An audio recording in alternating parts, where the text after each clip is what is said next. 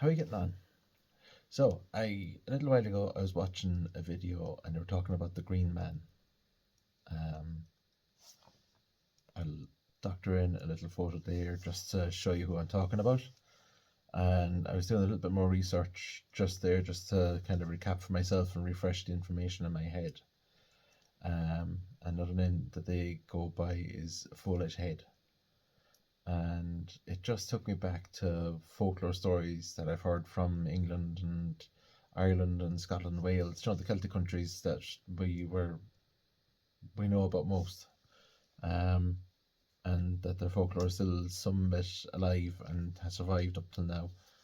Um, I know like the Norse folk and there's some Gaulish stories and stuff there as well that have survived from that time period. Um, and I'll go into that one in a second. But for now, I just kind of want to raise that point. The weird black thing that keeps ducking is the cat. So yeah, they were kind of going on about in the video I was watching a while ago. They were going on about how all the old practices from England and stuff like that used to be there. There was like the Jack in the Forest, which is like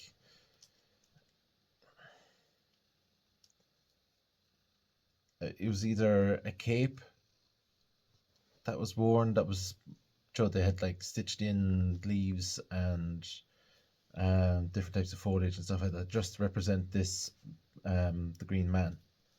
And I'm sure some of you have come across the idea of, or not come across the idea, but you've seen these relief carvings of this kind of leafy head up high in like church um, gable ends or archways and stuff like that. There's these little kind of keystones on an archway that would have this kind of foliage head, you know.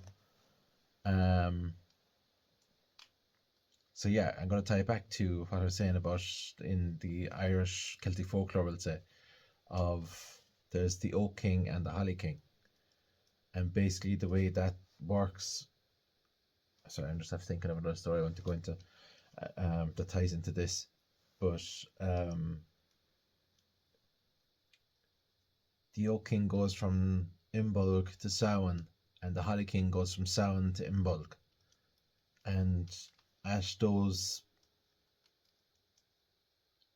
seasons changes, it's like going into spring, the oak comes back, the leaves start coming back on the oak. So that's when the Oak King gets his power and his vitality and his strength back. And then comes Samhain, the oak has lost his power. All of his leaves are gone. He's not as virile as he should be, we'll say, and he's gone into hibernation. And then there's the Holly King, who's vital all year round. He's an evergreen tree, but he's kind of the strongest tree that's there for the winter time. So that's when he rises to power. And then I was talking a while ago about the Green Woman and how we were saying about how that ties into sometimes you see the Green Man, but he's kind of got the hawthorn leaves and a more feminine face. So that's the hawthorn tree is the Green Woman, and she's like the queen of the forest. You know, it's that really sacred feminine energy tree that we have here in Ireland. And again, talking to that same person as I was a while ago, we were talking about how the hawthorn is kind of like the equivalent to the cacao tree that's down in South America. You know, it's that same feminine energy, heart medicine. They both contain theobromine, um, and it's a heart medicine.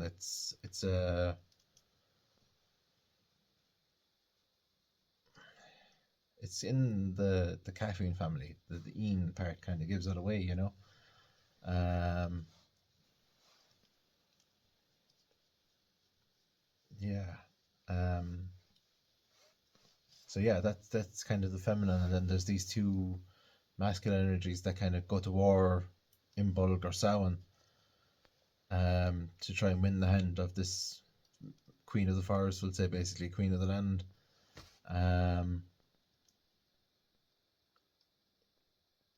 and then there's also this kind of um,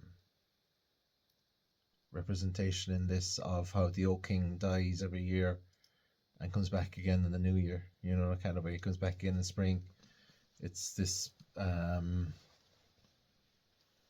even through the dark, there's always the dark times. There's always a rebirth, um, and that kind of ties into the other story that I want to talk about.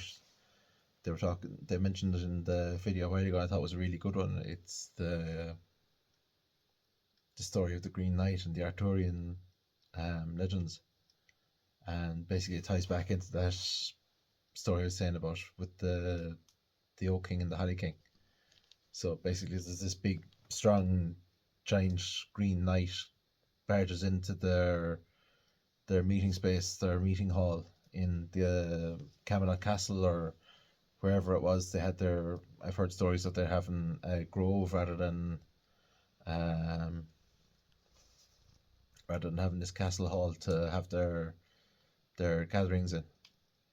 But anyway, this big giant of a man, this Green Knight, marches into wherever it is they're holding their meetings, the round table, and he has an oak in one hand, or he has this vital tree. Maybe it was an oak, it could have been a holly tree.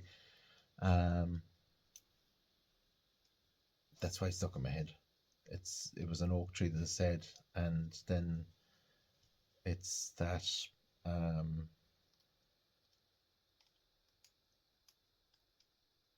yeah, I'll come back to it. He charges up to King Arthur and asks him to a duel, or any of the knights, maybe. I can't remember exactly the story. Um, but yeah, he asks him to a duel, and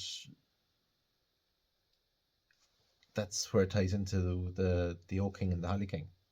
So basically, Arthur fills in, or whoever takes on the challenge fills in as the Holly King, and there's the rules of this duel are that it's a magical it's a magical duel, a magical ritual, and whoever loses will lose their head.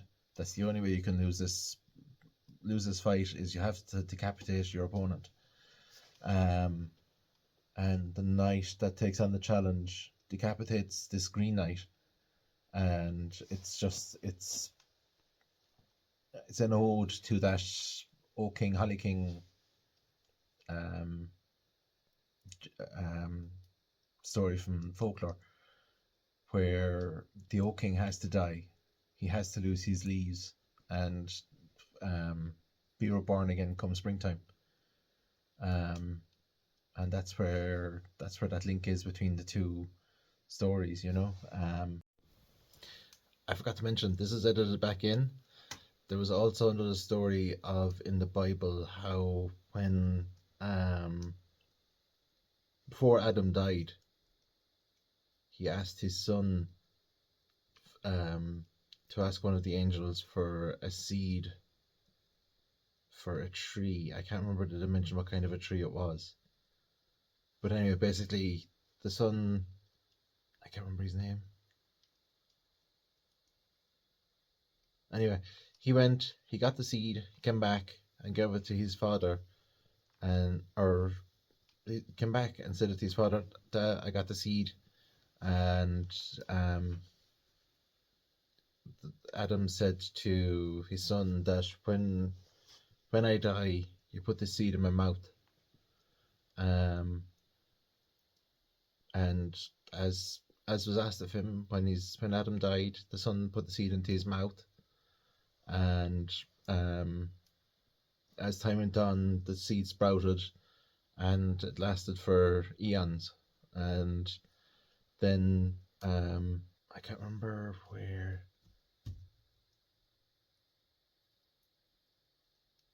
I can't remember where they said it was, but anyway, the point is this seed grew into a tree, And then when Jesus was crucified, they needed a special tree for the cross. So this is the seed, this is the tree that they used, um, just to tie that story back in time, and that's where the church maintained that the Green Man imagery came from.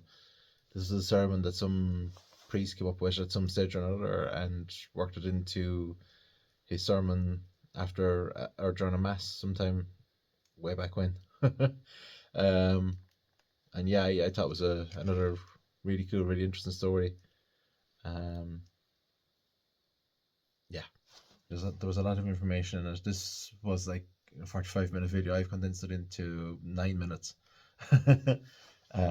So yeah, I know I haven't explained it all very well, but I really thought it was important to share that realization of, the Green Man is the two kings of the forest in Celtic lore. And it goes back to like this whole pre-Christian um, folklore and story and the importance of those stories, and it's just something I'm really passionate about, and I like bringing it to people, and it's something that I do want to get a bit better at doing, um, because there's wisdom in the old stories, and it's not being kept up as much as it should, because we've just fallen into the habit of the Hollywood. It's we've all gotten caught up in Holly was used for making wands back in medieval times. Um, so yeah, it's like the spells of how television is done. It's media is like a medium. There's a whole lot of stuff to it. I'm not going into it now. But yeah, where was it gone? We've all been kind of duped into the habit of getting our stories um, through the media, through television, through YouTube, through social media, meta platforms and TikTok and whatever. And yeah, there's no one really sitting around telling stories that much anymore. It's coming back. I see it coming back because I've been in those circles where, it's like back in the 90s, you see the movies of the kids and they all sit around the campfire telling stories on scout trips and all this kind of crack. Um, and it's great to see it coming back. There's another channel there on YouTube, Candle Tales, and there's a couple of more little folklores and shanikies around, and they're telling the stories again and stuff like that as well. And it's just amazing to see it. And then there's the likes of Eddie Lennon is like one of the OGs for here in Ireland and stuff like that, like as well. I can highly recommend his work. Yeah. Excuse me. Yeah. Yeah, I'm gonna leave it there. Um, if you get this far, thank you so much for watching through, and yeah, drop a follow or drop a like and leave your thoughts in the comments for me there, and um, yeah, I'll chat to you really soon. Thanks a million. Have a great evening.